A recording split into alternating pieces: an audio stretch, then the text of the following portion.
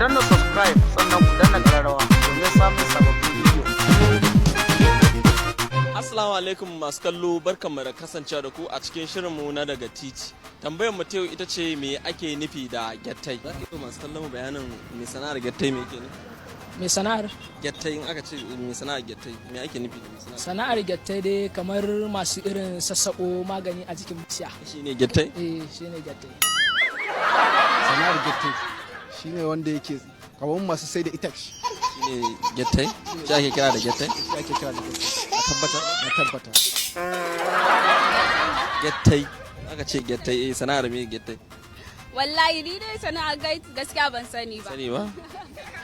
Mun san sana'ar gyattai. Sana'ar gyattai ita ce kamar in kwalta ta fashe sai ya samu ya dinga biya na daddinke ta ko Shi ne ɗinkin? ya dan gowal da ta ba. Ai gyattai Shi ake kira da gyattai? gyattai injin sai yake yawo duk inda kwalta ta barke Sai ya har gyara. wata kasar ma iya bari domin ya je ya gyara lallai.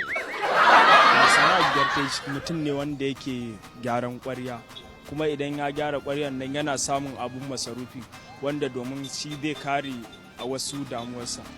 So, mun gode.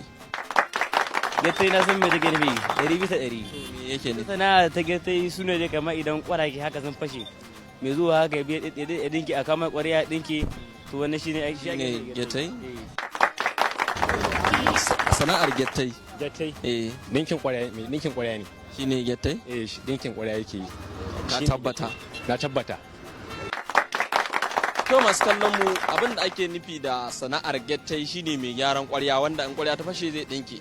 Sai ku kasance da ni a wani mako domin jin me nake tafa da shi.